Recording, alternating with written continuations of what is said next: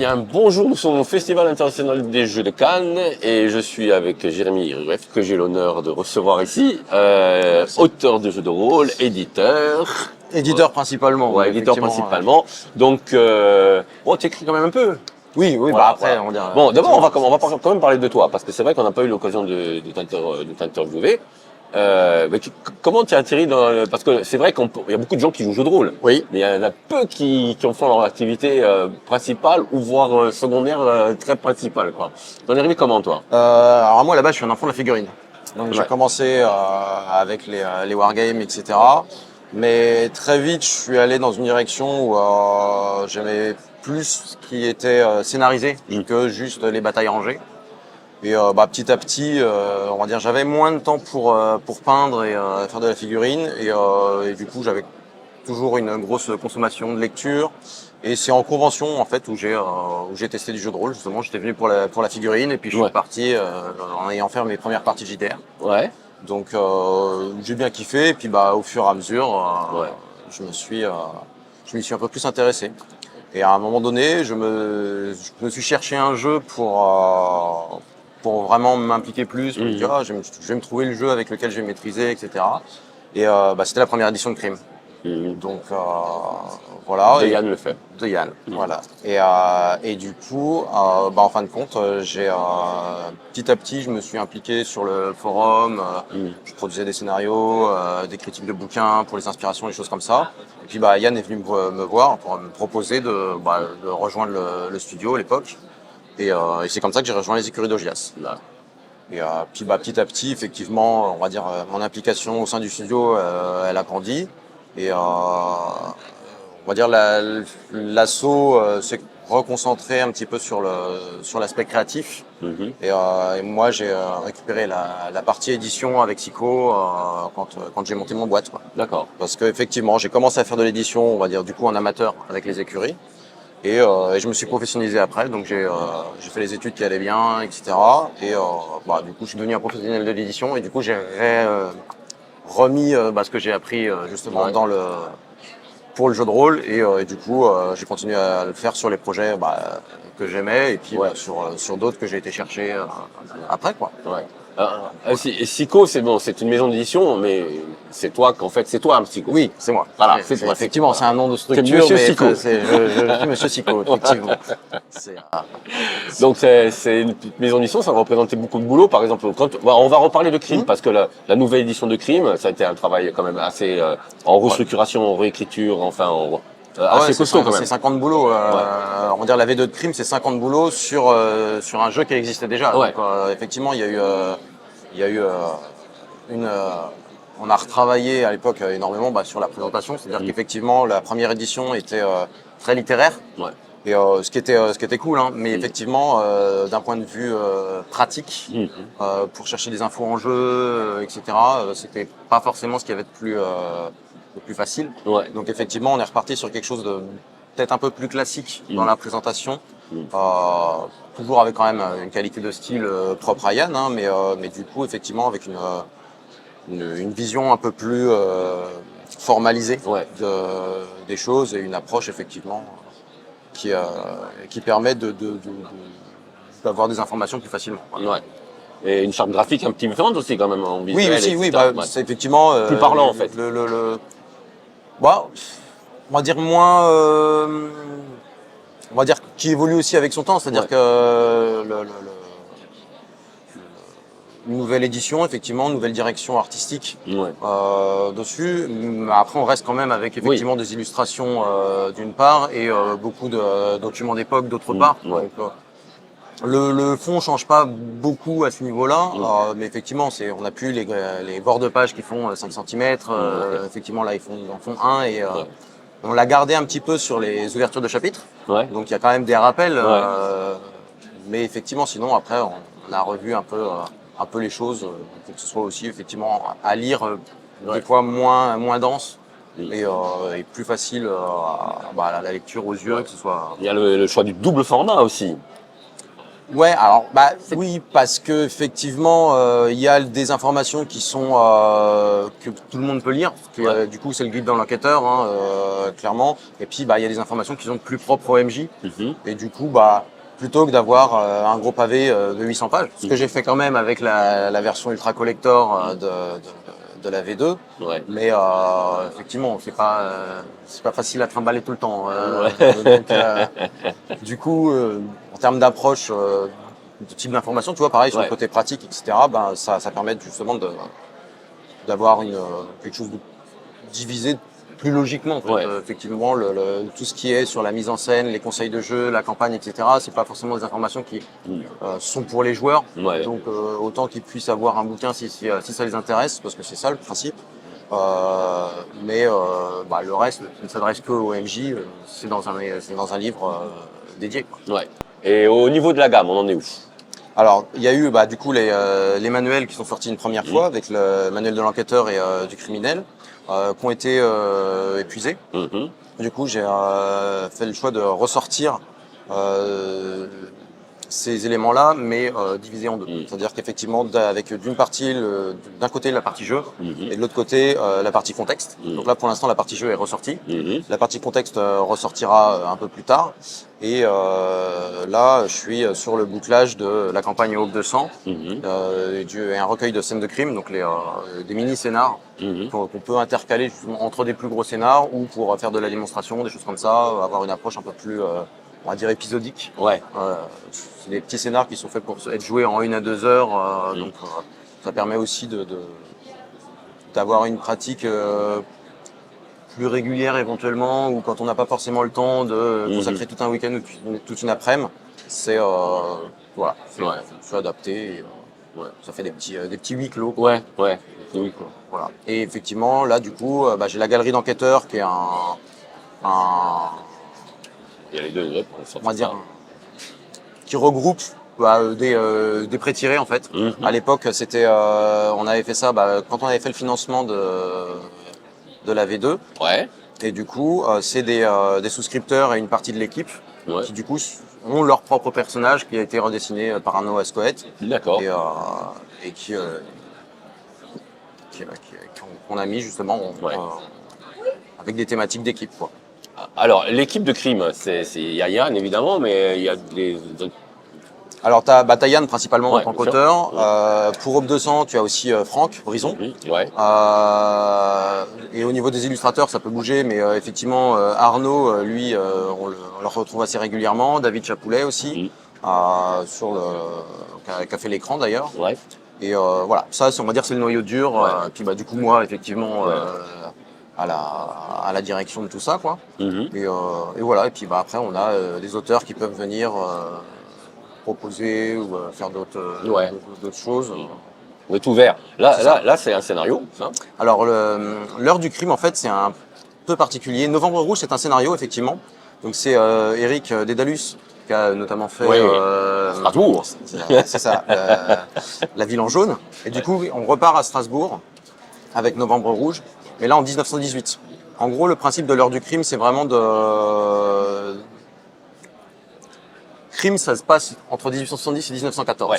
L'heure du crime, c'est ce qui permet de sortir un petit peu de ce cadre-là. Ouais. Donc effectivement, d'explorer soit via une autre vision de crime, etc., soit effectivement de sortir un peu des dates pour explorer soit d'autres univers, soit effectivement d'autres époques.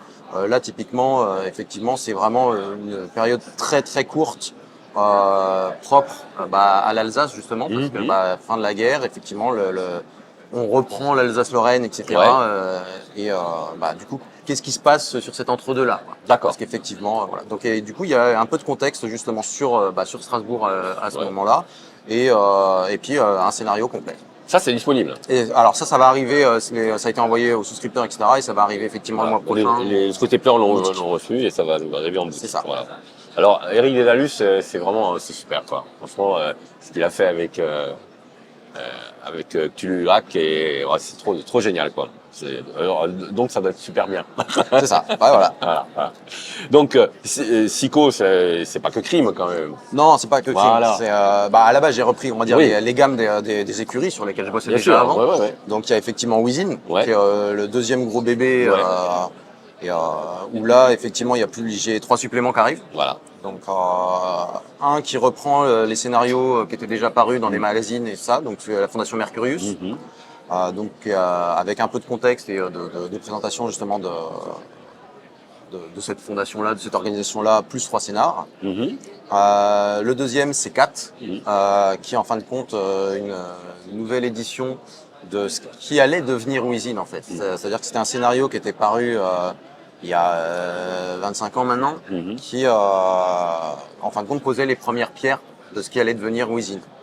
Donc là, on a justement repris le truc Ouais. pour l'intégrer pleinement et justement apporter, on va dire, un peu de renouveau et au scénar le mettre à jour. Parce qu'effectivement, à Ouais. l'époque, Ouais. il n'y avait pas forcément les mêmes technologies, ce genre de choses. Ouais. Donc, il y a ça à intégrer. Et puis, justement, de réintégrer le truc plus spécifiquement au secret du jeu. Ouais. Donc ça, et le troisième, c'est donc ça, tout ça, c'est des scénars et des écrits de Benoît Atinost, Ouais. auteur de Wheezin du coup. Et on a un troisième supplément qui est Urban Legend Détroit de Fabien Fernandez, où là, on est vraiment sur un contexte spécifique de Détroit, Mhm. avec effectivement la ville, comment elle fonctionne, des légendes urbaines, parce que le principe c'est un peu ça. Du coup, vraiment d'avoir pas mal d'accroches, de scénarios, etc., qui peuvent alimenter un petit peu les parties, donner des idées. Il y a 2 scénarios dedans, qui se passent justement en Détroit, et une petite aide de jeu pour, on va dire, utiliser la fondation SCP. Ouais. Donc ça qui sera mise à dispo aussi à côté. Mhm. Mais voilà, donc ça fait effectivement un peu de boulot. Ouais. Alors pour ceux qui ne connaîtraient pas Wheezin, si tu peux en me dire 2 Ouais. mots. Alors Wheezin, on est sur un jeu d'horreur cinématographique, thématique, on va dire, enfin époque contemporaine. Mhm. C'est notre monde, mais on va dire plus de minutes, quoi. Donc effectivement, si on peut faire de l'enquête, des choses comme ça, il y a des secrets. Mhm. Donc il y a une gestion plus ou moins de la folie, on va dire ça comme ça, mais qui n'est pas accessible aux joueurs. C'est pas eux qui vont cocher des choses sur leur feuille. Ouais. Ils vont découvrir petit à petit Mhm. ce qui se passe pour eux et dans l'univers de Wheezin. Mhm. Voilà. Et effectivement, après, on peut y jouer soit vraiment, c'est conçu comme une boîte à outils de l'horreur en fait. Ouais. Donc il y a vraiment tout pour l'utiliser dans l'univers de Wheezin si on veut jouer avec les secrets en campagne, Mhm.